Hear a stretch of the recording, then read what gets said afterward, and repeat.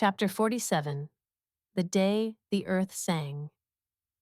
Love is patient, love is kind. It does not envy, it does not boast, it is not proud. It does not dishonor others, it is not self-seeking, it is not easily angered, it keeps no record of wrongs. Love does not delight in evil, but rejoices with the truth. It always protects, always trusts, always hopes, always perseveres. 1 Corinthians 13:4, verse 7. The day of the wedding finally came. The morning light filtered through smoke-scrubbed skies like gold spilling from heaven. A hush had fallen over the land. Birdsong drifted through the paddocks. A gentle breeze stirred the gum leaves. The land, still raw and marked by fire, breathed with life again. And in the center of the field that had once burned, something sacred was being prepared. A ring of gum branches and salvaged timber formed the ceremony space.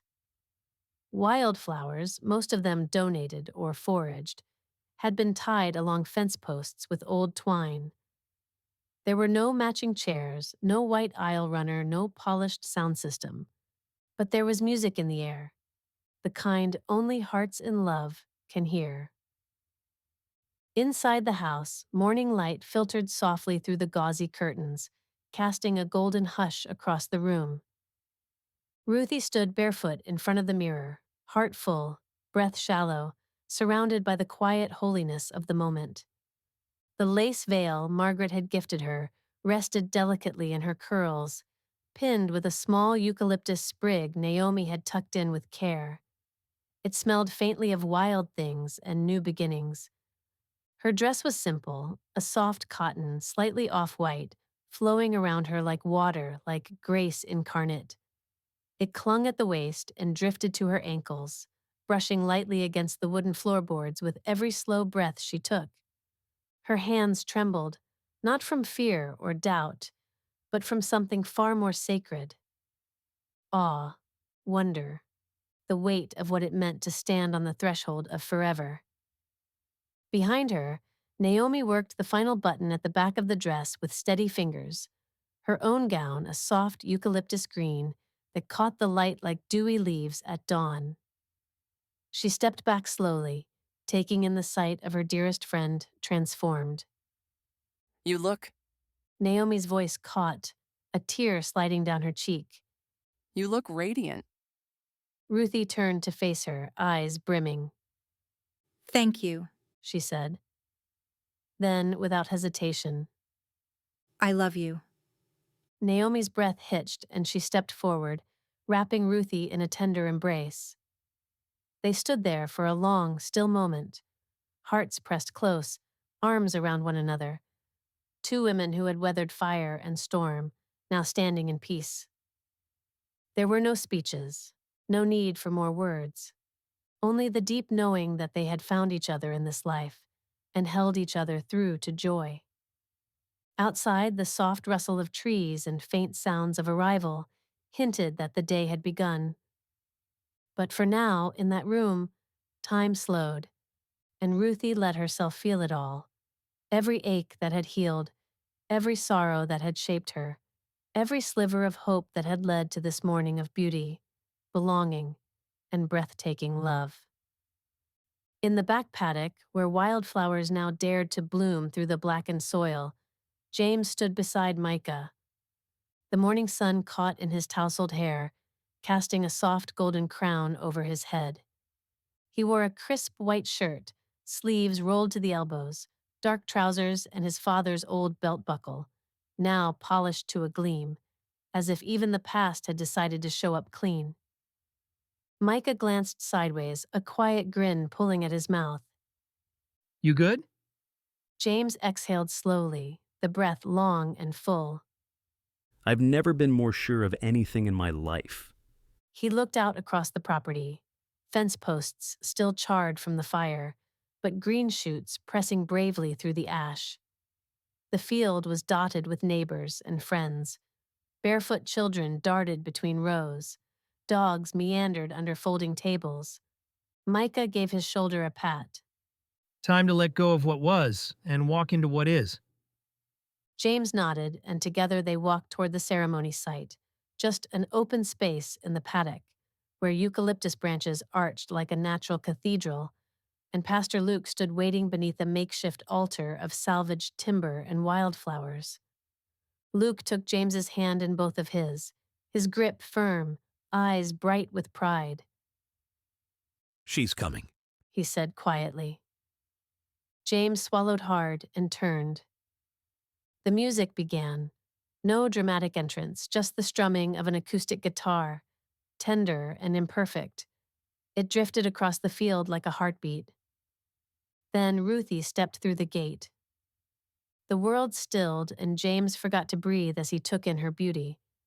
She walked barefoot, her cotton dress swaying around her ankles, the lace veil Margaret had given her trailing behind her like a whispered story. A sprig of eucalyptus tucked into her curls caught the breeze. Her hands were open at her sides, palms facing heaven. Naomi walked just ahead, her pale green dress brushing through the grass. When Ruthie reached him, James reached for her hands like a man taking hold of the only thing that had ever made sense. You look gorgeous. He breathed.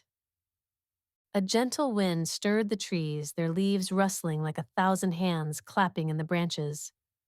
Pastor Luke stepped forward, Bible in hand, voice steady despite the emotion thick in the air. We gather here He said, on land that was nearly lost, among people who stood together when everything burned. We stand on ash, but also on resurrection. Silence swept through the crowd, reverent and alive. Pastor Luke turned to James. James, do you take Ruthie to be your wife?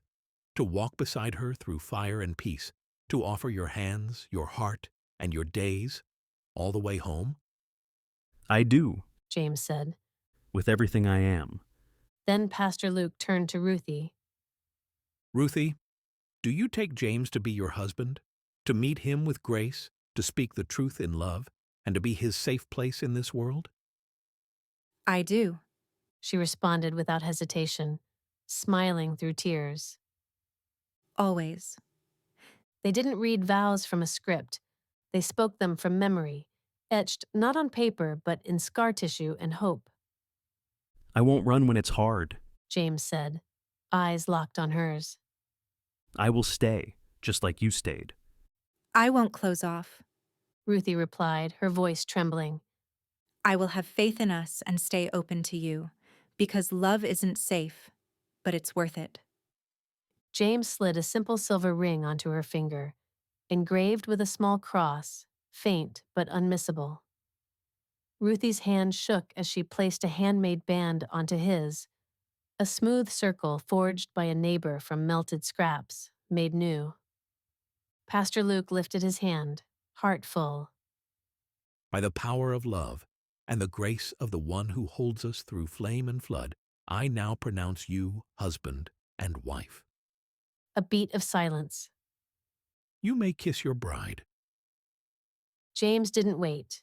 He pulled Ruthie close and kissed her like a man who had lost everything once, and now stood on holy ground, holding it all.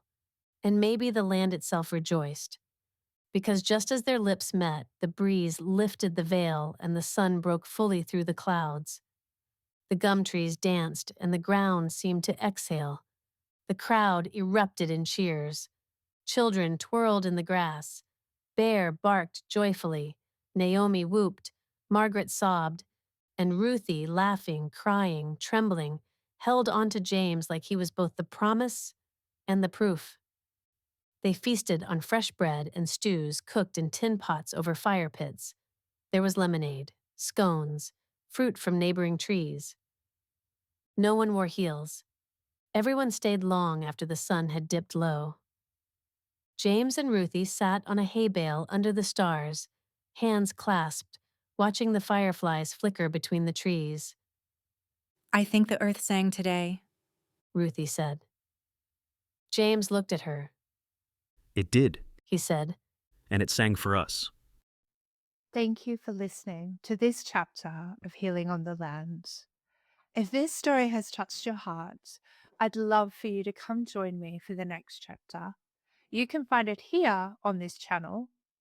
If you'd like to support more Christian storytelling, you can purchase the full book or make a donation using the link in the description. Your support, no matter the size, helps us to continue writing stories of faith, healing, and hope. And don't forget to like this video and subscribe to this channel. May God bless you, and I hope you have a lovely rest of your day.